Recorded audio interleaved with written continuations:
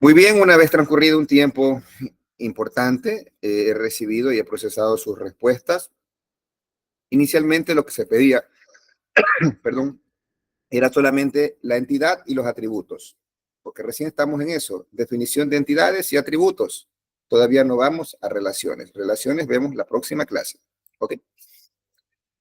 Y daré hoy también en breve una inducción a la siguiente sesión de qué es lo que veremos allí. Listo. Entonces, cuando usted viene y revisa este proceso de abogados, no hay que confundirse porque cuando habla de abogados, es el bufete en sí o la oficina de abogados. Ya luego esos abogados a los que llevan los asuntos, ¿cómo se llaman? Se llaman procuradores. Inicialmente aquí, ¿cuántas entidades tenemos?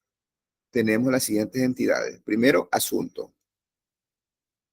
Luego tenemos, ¿qué otra entidad? Tenemos cliente.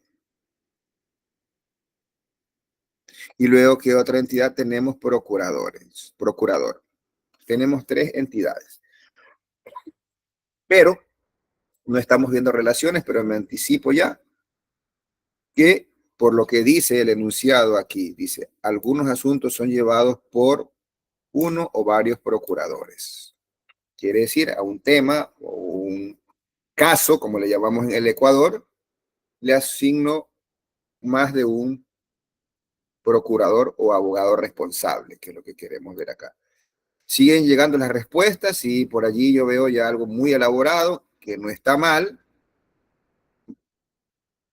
Sí, bueno, ya esta es otra cuestión adicional. Te está generando una lista de una entidad de usuarios donde básicamente va a definir diferentes roles. Sí, es válido eso de allí, pero aún no llegamos a esa parte. Bien, entonces, ¿qué ocurre? Aquí solamente hay 3 entidades, pero hay algo muy especial con esto que vuelvo a resaltar. Algunos asuntos son llevados por uno o varios procuradores, es decir, un caso, no le pongo solo un abogado, sino 2 o más abogados que puedan ayudar en ese caso. Yo no he visto algún bufete que tenga este caso o esta situación de llevar así. Debe existirlo. Me tocó asesorar en algún momento dado a un estudio jurídico de una persona muy importante acá en el país, en el puerto principal, y él lo que tenía era asociado uno a un asunto, a un caso, le ponía a uno de los de su bufete para que él trabaje sobre eso y obviamente con la supervisión, porque a veces en los trámites legales hay abogados que ya se crean un nombre y son tantos los casos que llegan a ellos que definitivamente tienen gente que trabaja para ellos, que llevan este caso o asunto y luego el hecho de que él esté pondrá alguna responsabilidad en alguno de los trámites y le da una seguridad al cliente. En todo caso, yo veo ahora con este proceso que me lleva a que entre asuntos y procurador existe una relación muchos a muchos. O sea, un procurador puede llevar uno o más asuntos, ¿sí? Pero asimismo un asunto puede ser llevado por uno o más procuradores. Y un procurador puede llevar varios asuntos. Entonces, es una relación muchos a muchos. Y en esencia, el modelamiento de base de datos, no se olvide esto que le digo, las relaciones muchos a muchos en un modelo final no pueden estar, porque eso implica que hay una redundancia de datos. La próxima sesión explicaré cómo romper una relación muchos a muchos, de manera que no exista redundancia de datos. ¿Ok? Entonces, en este problema teníamos solamente 3 entidades básicas, era cliente, asunto y procurador. Pero como ya sabemos que existe allí una relación muchos a muchos entre asuntos y procurador, sale una tercera entidad que la vamos a explicar en la próxima sesión. ¿Ok? Vamos ahora a dar un resumen de lo que hemos visto en sus respuestas, que por cierto muchas han sido acertadas, otras están un poco más paramétricas pensando en algo futuro, pero inicialmente debemos cumplir con este requerimiento. Ya luego le podemos agregar cualquier funcionalidad adicional. Listo. Entonces, el día de hoy nosotros hemos ya hecho un acercamiento al modelamiento de datos y hemos elegido una técnica que es el modelo entidad-relación. Y hemos visto que existen varias notaciones de construir estos modelos. También se dijo que existen unas fases en el proceso de construcción del software, donde una de las más importantes es el diseño de la base de datos. También le dije, es de lo más complejo en el desarrollo de software, diseñar la base de datos. ¿Qué más? Usted, para llegar al modelo de la implementación final, debe ser el modelo conceptual, luego el modelo lógico, elegir una base de datos y construir el modelo físico. Cuando ya está en el modelo físico es irreversible, ya no puede cambiar de base de datos, a menos que deje botado lo que ya tiene. ¿Ok? Eso es muy importante que usted lo debe tener en cuenta. Entonces, cuando estamos hablando de que ya pasamos el proceso de análisis del proyecto o del problema o del sistema, venimos a la fase del diseño, diseñamos las interfaces y diseñamos la base de datos. Porque en esencia, lo más importante del proceso de desarrollo es la base de datos bien diseñada. ¿Listo? Entonces, es así. Harold, cuéntame, ¿cuál es tu inquietud? Sí, ingeniero, ¿sí me escucha, correcto? Perfectamente. Sí, disculpe, lo que pasa es que la pregunta es porque me mantiene un poco inquieto desde que inició la clase, cuando se refirió a que cuando dijo que cualquiera puede programar, pero no cualquiera puede crear una base de datos. O sea, ¿por qué lo dice? Estamos hablando de Okay, base de muy datos. bien. Vamos acá. Porque es mucho más complejo diseñar una base de datos, porque en programación, cuando ya te dicen esas son las estructuras, crea un programa que haga ingreso de datos allí, no hay mucho que hacer allí. Tienes que programar lo que te piden que haga. Pero acá, modelar el sistema, el hecho de que ahora estamos construyendo este modelo de datos sencillo, pequeño, de este sistema, tiene un nivel de complejidad mayor que programar. Para programar tendrás las ayudas que dices cómo crear el insert de un registro, cómo crear, tú vas y buscas el código. Pero tú no vas a encontrar, bueno, hasta que apareció herramientas de inteligencia artificial, que por cierto sí te hacen este modelo, ¿eh? Hasta que apareció los modeladores, las herramientas de inteligencia artificial. Soy profesor de lógica para inteligencia artificial también. Entonces, tal vez más de uno de los que están aquí conectados cogieron este problema, lo pusieron y le dijo, genérame el modelo de datos. Te lo hace. Y con un alto porcentaje de eficiencia. Pero ese no es el objetivo, porque usted aquí, cuando vaya a trabajar, bueno, tendrá que ser usted para dar este curso y el examen, señores, con esa presencialidad del examen, usted tendrá que venir con los conceptos bien claros y la práctica bien clara y nos estamos tomando el tiempo para que usted sea partícipe de algo de lo más complicado de la vida y que yo siempre me propongo en cada curso que doy, enseñarles a que usted aprenda a aprender, a aprender a pensar. Es lo más complejo en la vida. Entonces, si estamos de a poco, por eso vamos de a poco, intentando y explico. Es muy complejo esto. Programar es mucho más sencillo. Y sé que aquí tengo algunos repetidores de programación. Sí, pero resulta que construir este modelo, por ahora usted, y posiblemente usó la herramienta, no se trata de que no la use, se trata de que asimile y vea, porque no siempre te dan la mejor solución, de que lo que usted recibió como respuesta sea lo más adecuado. ¿Sí?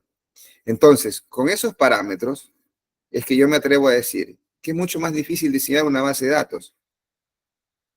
Se necesita mucha experiencia, mucho recorrido, porque ya luego, conforme vamos a ir revisando las bases de datos, además en la próxima clase, ya estaremos llegando a un tema muy, muy importante, que son las auditorías.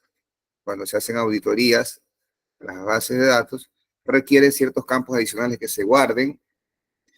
Cuando veamos programación en base de datos, debemos saber que hay operaciones que deben hacerse y que son críticas y hay que dejar rastros de auditoría, otras tampoco no.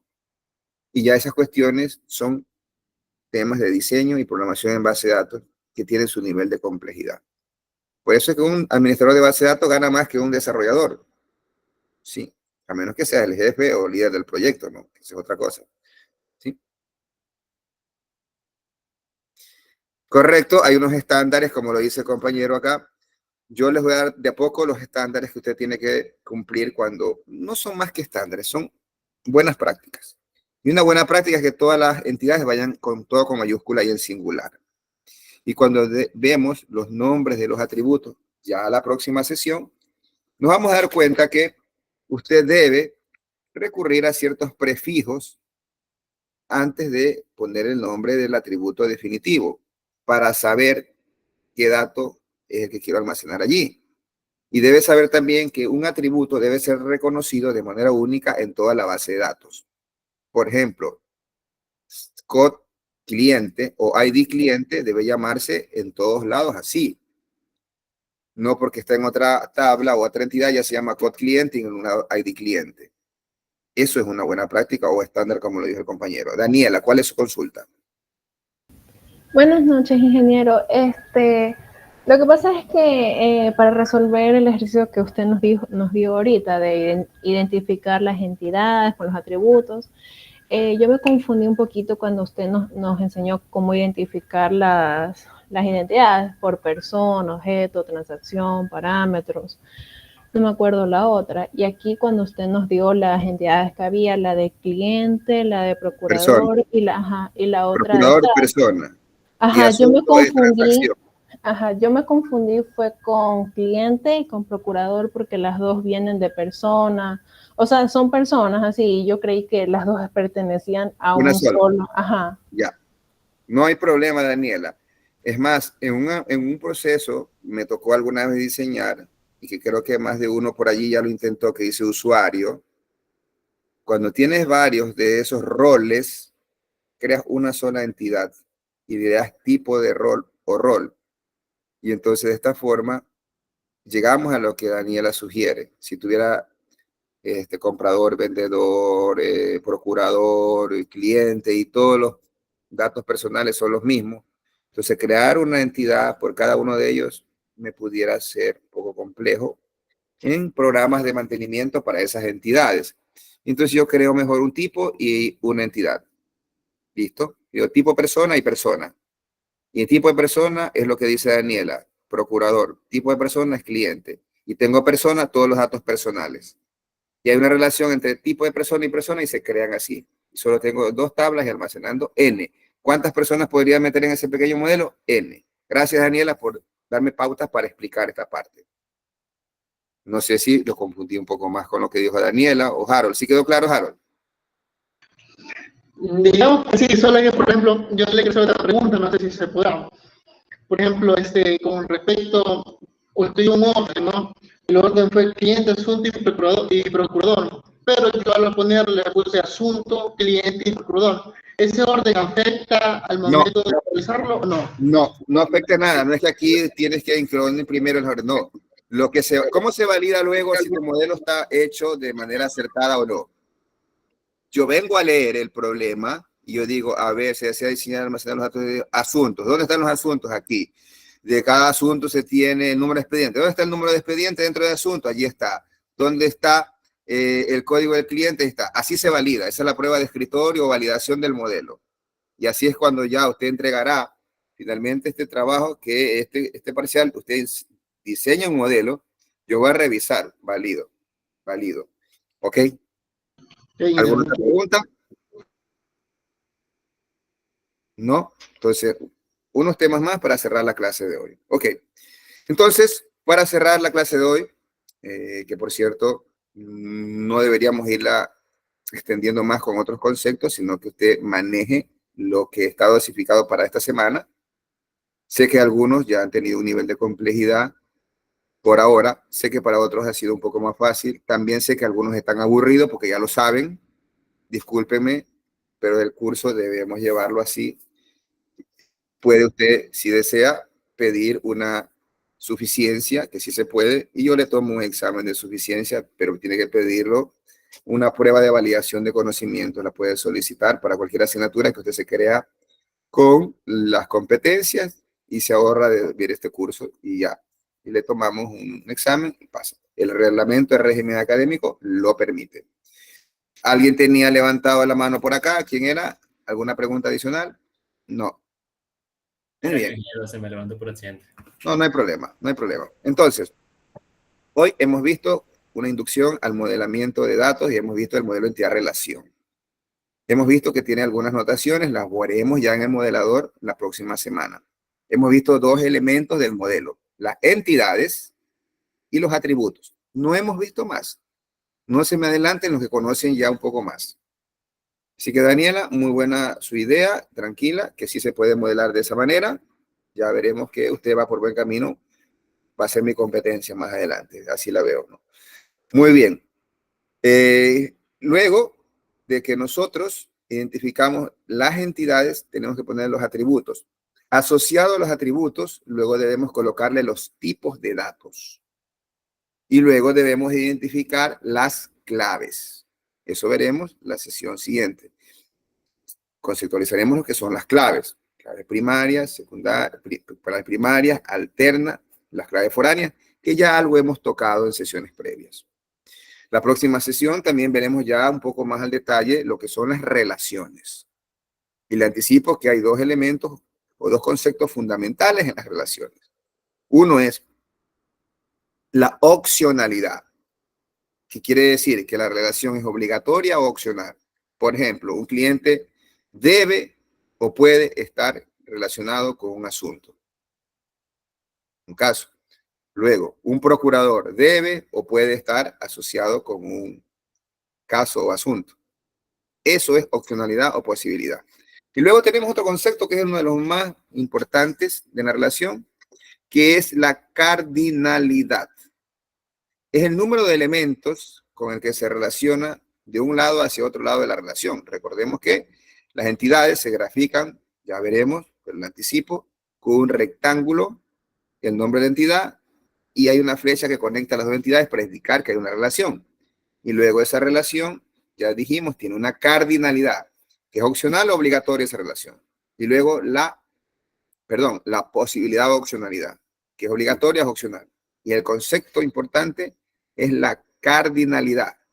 Y es de uno a uno, de uno a muchos y de muchos a muchos. Es decir, estos registros de aquí con los de acá se relacionan de uno a uno, de uno a muchos.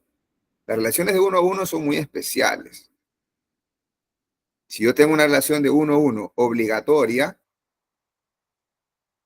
ya veremos que es innecesario crear esa tabla entonces. Vamos a irlo viendo más adelante. Entonces eso es lo que nos espera la siguiente sesión. Yo resolveré ya completamente este ejercicio en la próxima sesión. Lo haremos con las relaciones, el modelo conceptual, el modelo lógico y llegaremos hasta el modelo físico y a las sentencias de creación de la base de datos. Todo eso en la próxima sesión. ¿Alguna pregunta adicional? No. Entonces, les queda como tarea completar este ejercicio en función de los parámetros que les he dado el día de hoy y atentos para la siguiente sesión y los recursos que les sugiero generalmente en las clases asincrónicas. Que tengan muy buenas noches. Una cuestión adicional antes de cerrar la sesión. La próxima semana, después de nuestra clase de los miércoles, quedará habilitado un test. El test será con lo que se avance hasta la próxima sesión y usted va a tener poco más de 24 horas. Va a tener jueves, viernes, la mitad del sábado, porque algunos dicen que el fin de semana nomás pueden trabajar para hacer el test. ¿Cómo va ese test? Ese test usted por ahora no va a tener un computador, va a leer, marcar. Lee, ¿cuánto tiempo se demora en leer una línea? Menos de un minuto. ¿Cuánto tiempo se demora dar en un clic? Segundos. Entonces, el test va así. Usted lee, marca verdadero o falso o la opción que corresponde. No hay que hacer cálculos monstruosos aquí, usando calculadora, aún no. No hay que programar sentencias, todavía no. Por lo tanto, yo lo que les digo, el test va a estar o 10 preguntas, 15 minutos, o 15 preguntas, 20 minutos, no más. El test no se repite, es uno solo, salvo que usted tenga una calamidad que no estamos exentos, que tampoco quiero que pase. Entonces, allí estará eso. ¿Que cuántos intentos tiene el test? Que me dijeron que han tenido unas sesiones con respecto a que haya más de un intento. No tengo un pronunciamiento institucional al respecto y en autonomía de cátedra, mi test tiene un solo intento. ¿Sí? Cuestión adicional, que cómo va a venir el examen, que quieren unos bancos de preguntas. Muy bien, quieren ir practicando, cómo va a venir. No hay problema. Yo aquí, usted es el cliente, aquí el cliente tiene que quedar satisfecho. Entonces yo le voy a poner de los semestres anteriores, yo tengo un banco de reactivos bastante grande, lo voy a colocar allí, yo le sacaba los test para que usted practique. Y allí sí va a estar los intentos, la mayor cantidad que usted crea posible. Lo que me permita el sistema va a tener de intentos para que usted repita las veces que quiera. ¿Ok? Pero el examen. Estamos hablando de un simulador de test de preguntas parecidas, no las mismas del examen. Yo le iba a decir que ponga las mismas, sí. Si le pongo las mismas, ya no es examen. Ya no hay examen, ¿ok? Pero estamos estudiando. Por supuesto, para eso le voy a dar los test para que usted haga esa práctica. ¿Ok? Un gusto haberle dado estos lineamientos. Josué Manuel, cuénteme. Ingeniero, una sola pregunta. ¿El examen va a ser igualmente 10 preguntas o...? No, pues el examen no es tan fácil, pues. El examen primero que usted va a venir acá o va a ir a alguna, bueno, todos son ahora acá en Milagro, ¿verdad? Sí, sí. El examen es presencial. Voy a intentar que le ubiquemos un laboratorio con acceso a la base de datos, porque allá para esa época nosotros trabajaremos con sentencias en base de datos. Si no es así, será el computador siempre, pero será allí sí con un mayor de tiempo, mayor cantidad de tiempo por cada pregunta, porque tendrán allí que hacer o revisar la programación o escoger la sentencia respectiva respecto a un diagrama o respecto a alguna consulta que se pida, que ya esto también en los simuladores van a tener algo de ello, ¿eh? ¿Sí? Pero allí estarán bajo otros parámetros de tiempo y obviamente 5 minutos por pregunta y 60 minutos está bien, suficiente, ¿eh? Eso es sobrado. Por allí iría el examen, así estaría. Sí, es que lo que pasa es que le pregunto, como siempre los exámenes eran de 10 preguntas, pues eso... ¿De examen de 10 preguntas? ¿Quién tomó examen de 10 preguntas? En todos los semestres siempre han tomado examen. Todos. Yo nunca tomé examen de 10 preguntas. Si en los test tomo 15. Había hasta de 4 preguntas. Bueno. No, pero siempre el promedio siempre ha sido 10 preguntas. Pero bueno, ya veo por qué tengo tantos alumnos aquí, pues. El promedio siempre ha sido 10 preguntas, por eso le pregunté. No, tranquilo, aquí no es tanto así. Esta es una asignatura un poquito más práctica. Aquí saque cuenta 5 minutos por pregunta, y si usted tiene 60, por allí estará 15, al menos que tendrá unas 15 preguntas. No menos de 15 preguntas tendrán el examen. Correcto, ingeniero. Será entre 15 y 20. Así está. Pongo unas 60 preguntas, pero que valga un punto siquiera, para atinarle a unas 30 si quieren. No vas a alcanzar a contestar 60 preguntas, no se puede, no es así ni que... No. Juan José, ¿alguna otra? Una por minuto. Sí, Máster, justo lo que dijo Byron, o sea, no 60 preguntas, pero sí un poco más. Siempre ahorita con este nuevo método de calificación. Ah, cierto, no, esto cambió. Claro, ahorita son 60 puntos que tenemos. Va a estar fuerte. Sí, tiene razón. Al tiene razón. Puntos, eso lo vamos a evaluar bien. Tranquilo, no anticipemos aún eso, porque yo estaba trabajando con los parámetros anteriores. No, estamos claro, eso por un lado. Por otro lado, verá, sí, algunos docentes ya nos dijeron eso, el asunto ese de que hay 2 intentos en el test, ¿sí? Que obviamente en una reunión, es más, tres docentes ya que de las clases anteriores que hemos tenido nos han dicho eso. Pero claro, usted tiene razón, usted es el dueño de la cátedra, entonces los parámetros los maneja usted, ¿sí? En todo caso, era solamente por confirmarle de que sí ha habido esa Sí, yo lo reunión. sé, por eso lo mencioné, porque ya me lo han mencionado y también lo aclaré. Bueno, listo entonces. No se preocupe, aquí el que está presente en estas clases tiene ya el 80% del curso ganado. Que participa activamente en estas clases, no. Y es que si no está aquí y luego las ve en diferido, como debería ser, que por cierto, mis clases están en YouTube. YouTube. Yo manejo estadísticas y yo sé qué fragmento de la clase no lo vieron o cuántos lo vieron y si era importante. De eso va el test. Más o menos así va. Porque Pues en esa trampa. mi intención es que usted aprenda. Si es que los temas que nos están dando aquí, los que Yo en no nuestro gano con canal, estudiantes sería reprobados. chido. Yo no gano. Muy bien, chicos. Excelente noche. Pasen muy bien. De igual manera, Master, una buena noche. Buenas noches. Muy buenas noches. Buenas Muy noches, bien. Mateo. Muy buenas noches.